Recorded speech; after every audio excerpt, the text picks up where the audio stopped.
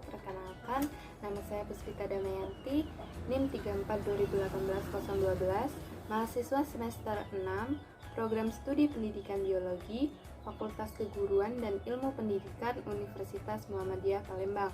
Nah, dalam video kali ini, saya akan menjawab pertanyaan ujian tengah semester mata kuliah evolusi yang diberikan oleh Bapak Sultan Nahwawi, Magister Pendidikan.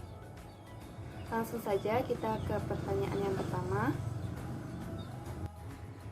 yaitu berikan contoh bukti evolusi pada anatomi perbandingan, embriologi perbandingan, biologi molekuler pada masa lalu dan masa sekarang. Baiklah, bukti evolusi yang pertama yaitu anatomi perbandingan. Nah, contohnya itu elemen kerangka yang sama yang menyusun tungkai depan manusia, kucing, paus, dan kelelawar, di mana terdiri dari humerus, radius, ulna, karplas, metakarplas, dan flanges, yang dimana dapat dilihat pada gambar berikut ini. Nah, yang selanjutnya yaitu bukti evolusi embriologi perbandingan. Nah, semua anggota vertebrata dalam perkembangan embrionya menunjukkan adanya persamaan, di mana persamaan perkembangan embrio ini dimulai dari tahap yang sama, yaitu peleburan sperma dengan ovum, lalu pembelahan zigot, di mana melalui pembelahan morula, blastula, gastrula, dan tahap awal perkembangan embrio. Nah, dapat dilihat pada gambar berikut ini. Nah, baiklah, yang ketiga, bukti evolusi yang ketiga adalah biologi molekuler pada masa lalu. Contohnya, DNA dan RNA terdapat di setiap organisme hidup, dan sepanjang pengetahuan kita mengandung mekanisme pengkodean hereditas yang sama. Nah, selanjutnya, sebagian besar vertebrata mempunyai hormon-hormon yang sama atau mirip. Nah, misalnya itu prolaktin. Nah, prolaktin ini terdapat pada berbagai vertebrata seperti ikan, burung, dan mamalia. Meskipun fungsinya pada masing-masing berbeda, tetapi hormon diwariskan dari moyang yang sama, tetapi dengan fungsi yang berubah sesuai dengan cara kehidupan setiap hewan tersebut. Nah, yang kedua yaitu pada masa sekarang, contohnya itu pada bidang farmasi, biologi molekuler, memungkinkan dilakukannya pemotongan molekul DNA tertentu.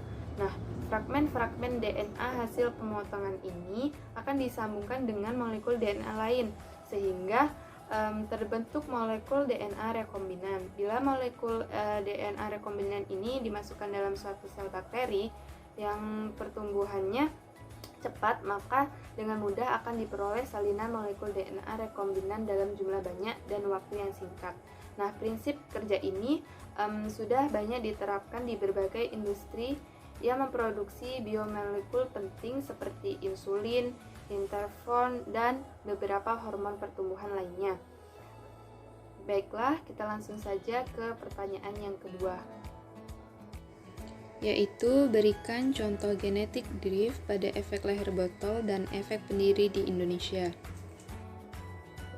Baiklah, yang pertama yaitu efek leher botol. Nah, sebelumnya kita harus tahu terlebih dahulu apa itu efek leher botol. Nah, efek leher botol ini terjadi akibat adanya kebakaran hutan, banjir, gempa bumi, dan sebagainya.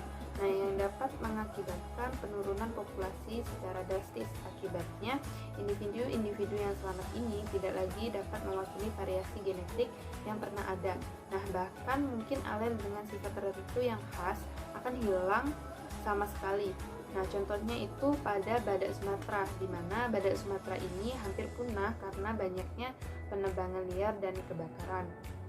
Nah, yang kedua yaitu efek pendiri, di mana suatu kelompok kecil individu yang menempati habitat baru yang terpencil yang tidak berpenghuni tidak akan mewakili keanekaragaman genetik dari populasi yang ditinggalkan. Nah, keanekaragaman yang dibawa oleh kelompok kecil tersebut akan menentukan komposisi genetik populasi yang terbentuk, sehingga sering dikatakan pada daerah-daerah tersebut terdapat spesies yang endemik atau spesies yang hanya terdapat di daerah tersebut. Nah, contohnya itu di Indonesia burung cendrawasih, yang mana burung cendrawasih hanya terdapat di Indonesia bagian timur, yaitu di Papua. Baiklah, kita lanjut ke pertanyaan yang ketiga, yaitu berikan contoh mutasi yang Anda temui di kehidupan sehari-hari. Baiklah, sebelum ke contohnya, kita harus tahu terlebih dahulu apa itu mutasi. Nah, mutasi ini merupakan sebuah perubahan dalam susunan DNA suatu organisme.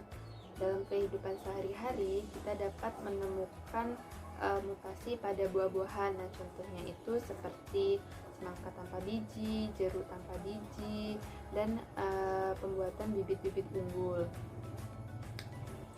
Nah, contoh selanjutnya yaitu pada manusia juga dapat kita temukan, yaitu pada penderita Down syndrome. Nah, sindrom ini biasanya memiliki IQ yang rendah, yaitu kurang lebih 40. Nah, ciri-ciri lain dari penderita Down syndrome ini adalah gigi kecil dan jarang, matanya sipit, miring ke samping, dan air liur yang selalu menetes. Nah, contoh selanjutnya yaitu kanker. Nah, kanker atau tumor ini merupakan salah satu contoh mutasi genetik yang kasusnya sangat banyak terjadi pada manusia. Nah, hal ini terjadi karena adanya perubahan urutan basa nitrogen pada DNA yang menyebabkan pembelahan sel tubuh manusia itu tidak dapat dikontrol.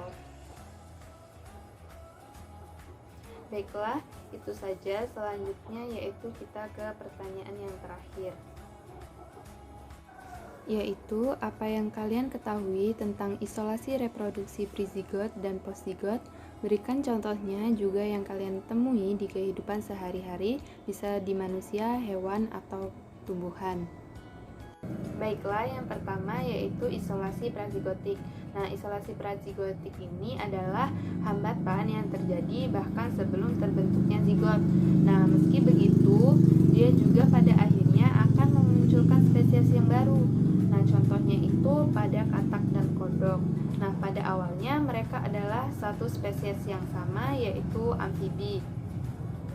Nah, si amfibi ini punya perbedaan habitat. Meskipun ada di wilayah yang sama, tetapi kodok lebih suka di air, yaitu ke sawah, sementara katak lebih suka di tempat yang kering dan suka memanjat pohon.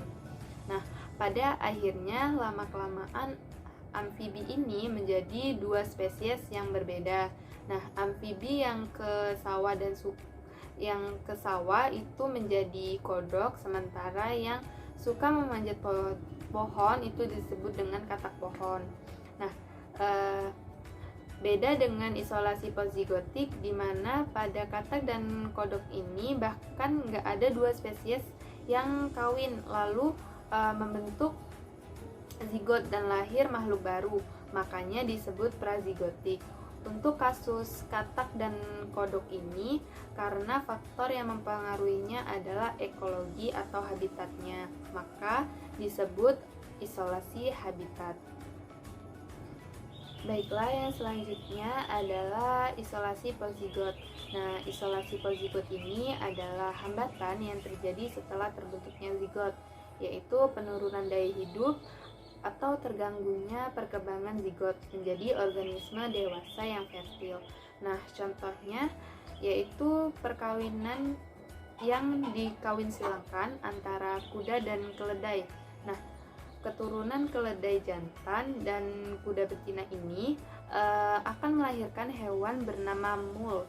Nah, keturunan dari hewan-hewan yang dikawin silangkan ini akan menjadi salah satu di antara dua efek yang akan mengalami kematian atau inviabilitas. Adapun efek lainnya adalah keturunan hewan hibrid menjadi steril atau dikatakan mandul.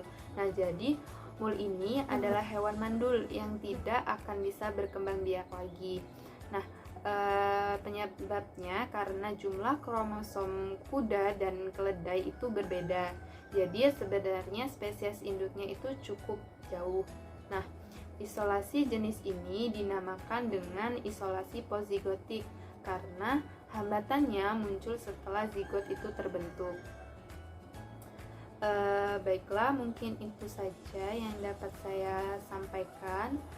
Mohon maaf bila ada salah kata. Saya akhiri. Wassalamualaikum warahmatullahi wabarakatuh.